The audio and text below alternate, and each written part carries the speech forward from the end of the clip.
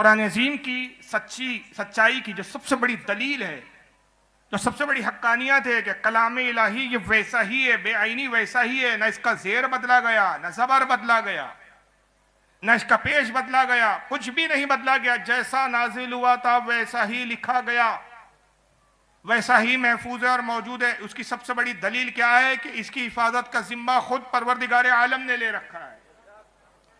जैसा कि कुरान अजीम में रब तबारक व तआला खुद इरशाद फरमाता है, इन्ना नहनु नज़्ज़लना ज़िक्रा व इन्ना लहू लहाफ़िज़ून। ऐ हबीब, इस जिक्र को, इस कुरान को हमने नाजिल किया और इसकी हिफाजत हम ही करने वाले हैं। इसकी हिफाजत का जिम्मा हम ही ने ले रखा है। तो जिसका मुहाफिज परवरदिगार आलम हो तो उसको कैसे बदला जा सकता है? और अगर बदला जा चुका होता नऊज़ुबिल्लाह मिन ज़ालिक, तो कुरान ने जगह जगह चैलेंज किया कि ये जो हम कलाम उतारते अपने नबी पर, ये अल्लाह की तरफ से है, ये मोहम्मद बनाते नहीं है। मुशरिकीन कहते थे, कुछ मुशरिकीन ने कहा कि मोहम्मद खुद ही से बना लेते हैं। कुछ ने कहा नहीं नहीं नहीं, मोहम्मद खुद नहीं बनाते, जिन है जो जिन आके इनको बताता है, जिन्नात इनको बताते हैं अपना कलाम, जिन्नातों का कलाम है। तो उसने कहा कि माज़अल्लाह, ये जादूगर है मोहम्मद, जो जादू के मंत्र है उसी को कुरान कह देते हैं। और सबसे बढ़कर नऊज़ुबिल्लाह ये इल्ज़ाम लगाया गया आका सल्लल्लाहु अलैहि वसल्लम पर। मुशरिकीन ने कहा कि नऊज़ुबिल्लाह मोहम्मद मजनून है, दीवाने, दीवानगी का दौरा पड़ता है, दीवानगी में कुछ बड़बड़ाते और उसी को कलाम इलाही अल्लाह का कलाम कह देते हैं। माज़अल्लाह, अस्तग़फिर। ये सारी जो बोलियां थी कि कुरान कलाम इलाही को मशकूक करार दिया जाए, शक के दायरे में लाया जाए, ये मुशरिकीन और कुफ़ारों की बोली थी, मुर्तदीन की बोली थी, मुसलमान की बोली नहीं हो सकती। और इसके जवाब में कुरान अजीम खुद दावे करके फरमा रहा है कि ये जो हमने अल्लाह कलाम उतारा ये अल्लाह की तरफ से है, न इसका ज़ेर अलग है, न ज़बर है। मोहम्मद ने अपनी तरफ से ज़ेर बढ़ाते हैं, न ज़बर। जैसा उतरा वैसा ही मोहम्मद पे उतरता, वैसी मोहम्मद तिलावत करते हैं। ये सिर्फ अल्लाह का ही कलाम है, इसमें मखलूक का कोई दखल नहीं। और उसको यूँ चैलेंज बयान करता है, सूरह बकरा में इब्तिदाई में देख ले, अल्लाह फरमाता है कि वइन कुंतुम फी रैबिन मिम्मा नज़्ज़लना अला अब्दिना फ़अतू बिसूरतिम मिन मिस्लिही वअदू शुहदाअकुम मिन दूनिल्लाहि इन कुंतुम सादिकीन फ़इल्लम तफ़अलू वलन तफ़अलू फ़त्तकुन नार अल्लती वक़ूदुहा अन्नास वल हिजारा वअइद्दत लिल काफ़िरीन।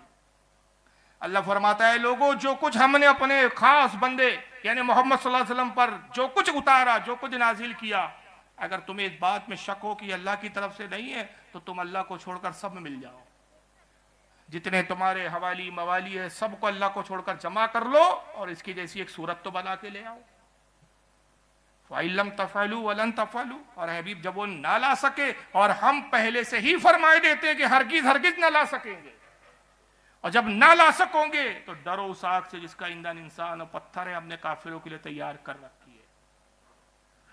कुरान अजीम इब्तिदा में ही अपनी हक्कानियत का यूं इज़हार करता है कि रब फरमाता है, ज़ालिकल किताबु ला रैब फ़ीह, ये वो बुलंद रुतबा किताब जिसमें कोई शक की गुंजाइश ही नहीं, इसमें हिदायत है परहेजगारों के लिए, इसमें कोई जर्रा बराबर शक की गुंजाइश नहीं। क्यों? इसकी हिफाजत हम करने वाले हैं, और जिसका माफिज परवरदिगार आलम, उसको कौन कैसे बदल सकता है।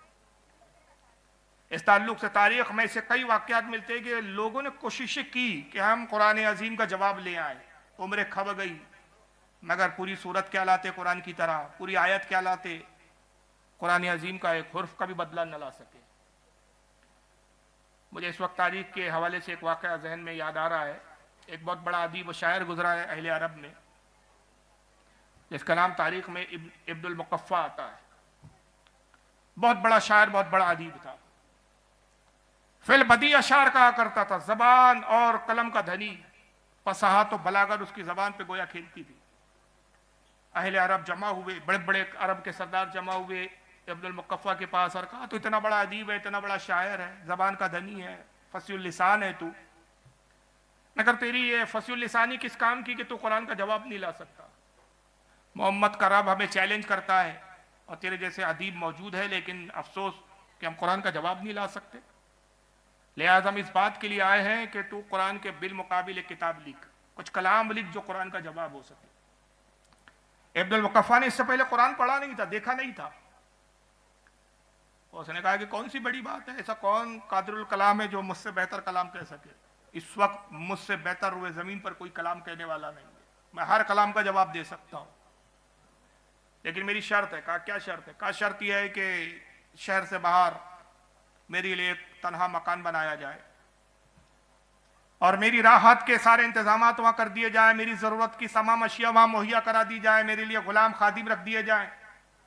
1 महीने की मुझे मोहलत दीजिए, 1 महीने में मैं कुरान से बड़ी और उससे ज्यादा जकीम और उससे ज्यादा फसी बली किताब लिख कर ले आऊंगा। उन्होंने कहा कि सिर्फ मकान ही नहीं बनाएंगे, अगर तूने काम कर दिया तो अरब की सबसे हसीन औरत से हम तेरा निकाह कर देंगे। हर कबीला तुझे इतना माल और दौलत देगा कि पूरे अरब में तुझसे बड़ा अमीर और कबीर नहीं होगा। हर कबीले से हम तुझे माल दिलवाएंगे। अगर तू बादशाह को पसंद करे तो हम तुझे अपना बादशाह भी तस्लीम करने के लिए तैयार है, बस किसी तरह से तो कुरान का जवाब ले आ। इब्नुल मुकफ्फा तैयार हो गया, आमदा हो गया। शहर के बाहर वीराने में जंगल में इसके लिए बड़ा शानदार आलीशान मकान तैयार किया गया, गुलाम खादिम रख दिए गए, जरूरत की तमाम चीजें रख दी गई।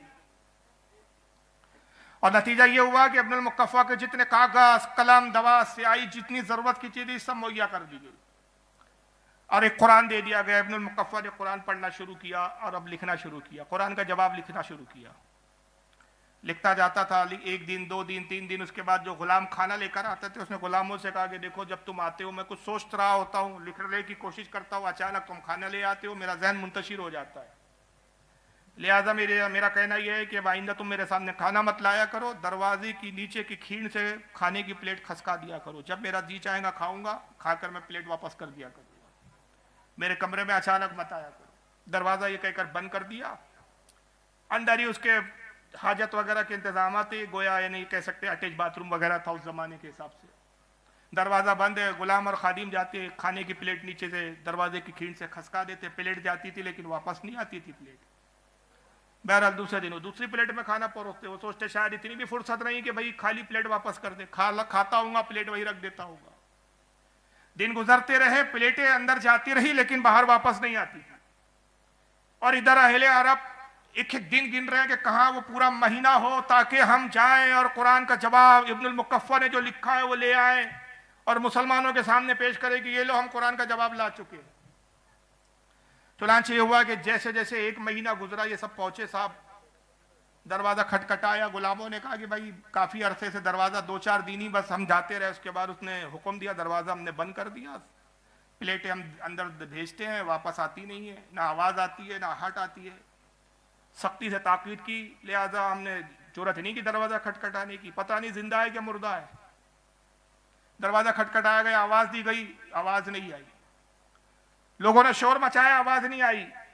अरब के सरदार ने कहा मालूम होता है कि यह मर गया है, दरवाजा तोड़ दो। जब दरवाजा तोड़ा गया तो अंदर का एक अजीब मंजर था, खाने की प्लेटें रखी हुई थी, कुछ खाया हुआ था, कुछ प्लेटें वैसी भरी हुई थी, खाना सड़ के बदबूदार हो चुका था, कमरे में कागजों का अंबार था, बहुत सारे कागज ऐसे मोड़ मोड़ के, यानी कुछ लिखा गया फिर मोड़ के उसको फेंक दिया गया, इस तरह कागजात के पूरे अंबार लगे हुए थे।